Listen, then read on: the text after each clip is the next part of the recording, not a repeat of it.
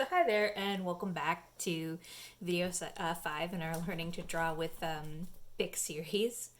In this episode, we'll be doing an introduction to our first independent exercise. I've titled this episode "Teach Me How to Draw" because that is a phrase I've heard an awful lot when I was younger. And it was one that I had a lot of a difficult time confronting because I wasn't sure what people meant. if they if they were more interested in learning about the techniques involved in drawing, or if they were more interested in learning about the process or the attitude involved with drawing, which I think is just as important. So some of the basic techniques that will come to mind, especially for people who are have some experience in dabbling in drawing, are your fundamentals. There exists a lot of how-to resources on perspective drawing, on anatomy, on landscape and portraiture traditions, on shading and design principles. But I think there's fewer resources out there available that talk about process. But although they definitely do exist, I think that they're probably just a little less common, at least online. They don't fit as neatly into a how-to video. And when we're talking about process, we're talking about developing a familiarity with the materials that you're working with. Sort of coming to a point where you've really embodied those design principles and can experiment with them and have a certain fearlessness in using the materials and a curiosity towards them where you're able to explore them. But yeah, it is something of a loaded question, because when people ask me how to draw or teach me how to draw, it's usually they're looking for this, when I would really prefer to teach them that. This teach me how to draw has also come to me in a different variation before. It's come to me by through parents of very young children, sometimes as young as 3 years old, who are asking me what should, my child is showing some aptitude for drawing, or is very interested into it. What should I be teaching them? What should I be, what exercises should they be doing? What technique should they be practicing? And my answer to them is very simple, which is nothing at all. Especially with someone as young as as 3 or 4, I would not be doing anything but encouraging that interest that they have, supplying them with materials and providing them with plenty of encouragement, especially encouraging experimentation and exploration, and not stifling that that natural inherent curiosity and creativity that we have as kids, that sometimes gets a little trampled out. But for those of you who are interested in exploring the technique side, that's completely fine and valid as well.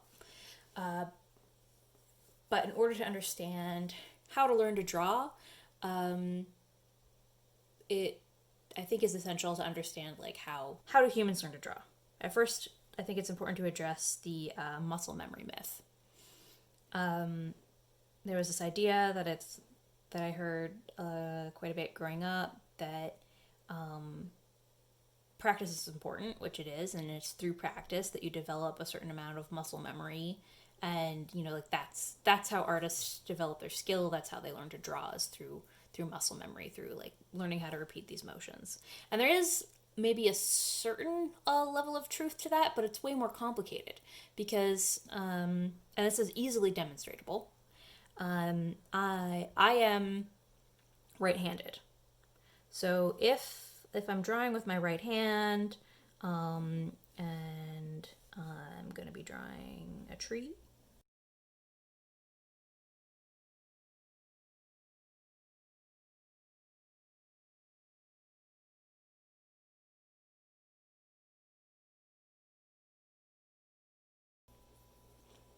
There's a quick and dirty little doodle of the beginning of a not so well drawn tree. But I'm embracing showing our less successful drawings. And in that spirit, I'm going to leave this in.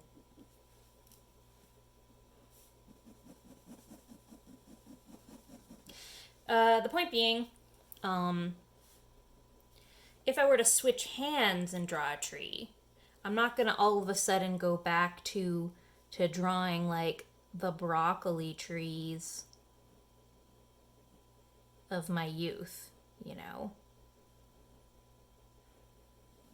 Where we had like this giant trunk and this little cotton ball top. It's not like I suddenly forget how to draw. If I were to try and draw a tree with this hand, see how this is done? I've never done this before.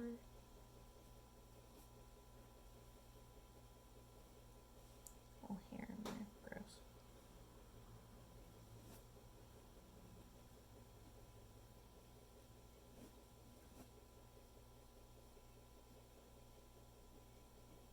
It's definitely not going to be anywhere near as well drawn as the first one. However, it's not like I'm going to forget what a tree looks like.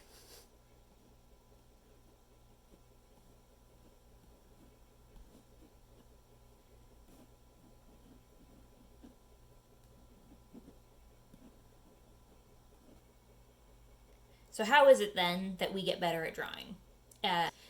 So the running theory is that rather than developing this ability in our muscles, we're developing it in our brains. As we learn how to draw, we develop almost something of a blueprint. I've gone from thinking of this broccoli-shaped tree into, through observation, like really understanding, like, oh, the trunk is actually only like a fraction of the height and width of the branches and leafy bits.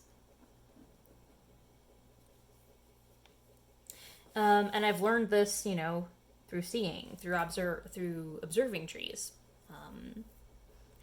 Ideally. And the reason that this is important is it does reinforce that notion of practice. There is, unfortunately, no magical tricks, no secret formula. If you want to improve your technical skills with drawing, your representational technical skills with drawing, you really just gotta practice. You gotta practice seeing, you gotta practice drawing, and then you just need to repeat it. So what I'd like to do, instead of giving you a traditional exercise like how to draw a tree or, you know, like how to draw a cube, because plenty of those resources exist online and they're readily available to find those types of tutorials. And I would actually like to do these types of tutorials. And I'll be, if you could let me know what kinds of how-tos you'd like to see. I'm pretty versatile with drawing. I've accumulated a lot of technical knowledge that I would love to share rather than, you know, hoard it all in my brain. But yeah, if you could let me know what types of how-tos you'd love to see, I'd love to cover those more traditional types of videos. But for this purpose here, I would, I'm trying to hope that I can get you more into the habit of seeing, doing, and repeating on your own. So the parameters of this exercise are going to be some independent doodling, some independent sketching on your part. How I started off in approaching my sketching. I'll walk you through my process. So after we did our little technique shading exercise, I went straight away, jumped into this more polished drawing. And if I'm being really frank and honest, I think the reason that I jumped right into this polished finished drawing was a lack of security on my part. I really wanted to, show off technical skill. And I kind of didn't follow my own advice. I went right into wanting to show, my more perfectly perfect drawings. And instead of, like my more interesting process ones. So that's actually a very illustrative example of what I was trying to cover previous video was. But then once I got that perfect drawing out of my system, I went on and did this guy here, which to a lot of people might seem less impressive, but to me is actually a little bit more visually interesting. I cheated a little bit and outlined, shaded around it with a marker. I actually find this one more visually appealing and more interesting than the previous one. And this one here, I was just really more interested in exploring the types of techniques and textures that you could get with the Bic. So that was the first two exercises. And then coming off of that, I went into this sort of brainstorming session where I was thinking about some of the topics that we covered in the theory video. And if you didn't watch that, that's okay. But I basically went down and just sort of quickly, without too much thought, jotted down some of the things that came to mind in relation to my personal experience with Bic. I think for a lot of folks, there's just so many everyday Monday moments in office spaces and in classrooms that are, we had this thing in our hand, mundane moments, informative moments, and it's been, for a lot of people, like a companion through those, which is... So for me, I definitely couldn't separate it from my school experiences. I really liked thinking about how this dichotomy that the Bic represented in terms of its original design purpose, being made to be clean and sanitary, but how its representation or its reality is a little bit more messy, blotty, cheap, and disposable. So the sort of aspirational origins of it, or the marketing of it, and then the reality of it. Like, just kind of jot down what comes to mind for you when you think about your personal experiences with this pen, or your personal feelings towards it, whether you love or hate it. I think the reason why I became so fixated on this dirty, clean idea was because I was often told that my drawing style is a little bit dirty, a little bit messy.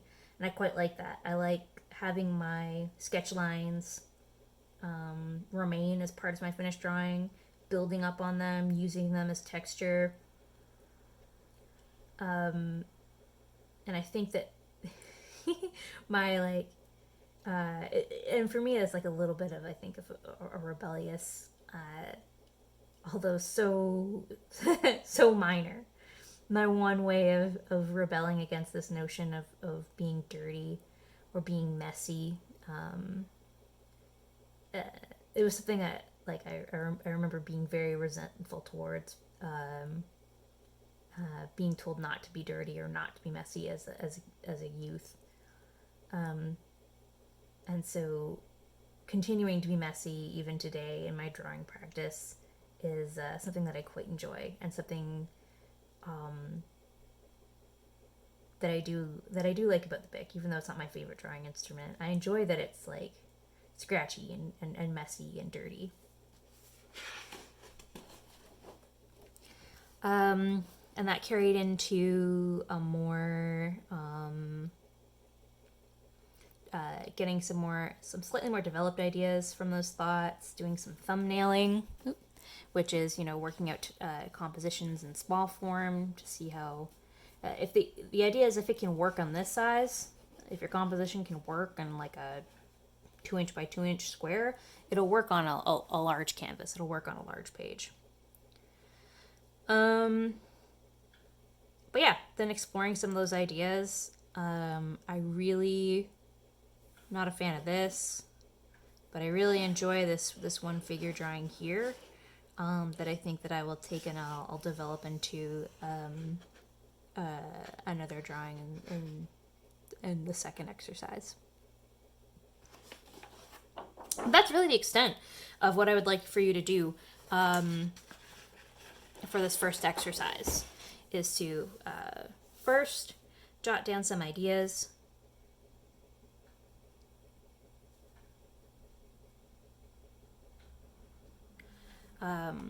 Ones that come from your experience that you can, bring up working, with these kind of throwaway type writing instruments.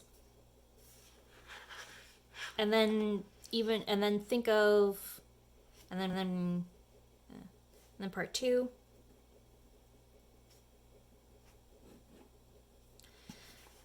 Would be to develop sort of a brainstorming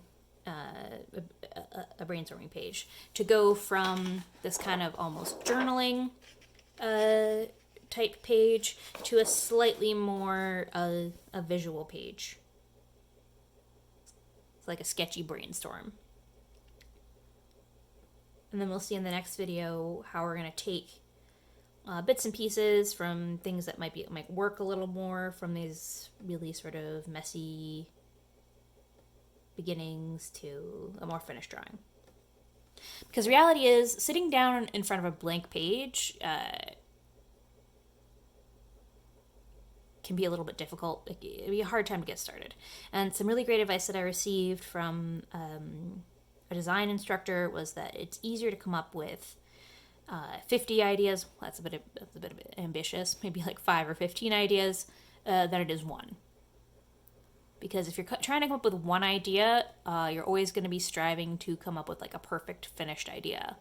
But if you're tasked with coming up with 5 ideas, you'll start knocking them out a little bit quicker, because none of them are. You're not trying to arrive to a final perfect idea. You're trying to arrive to an idea. So that's just it. Yeah.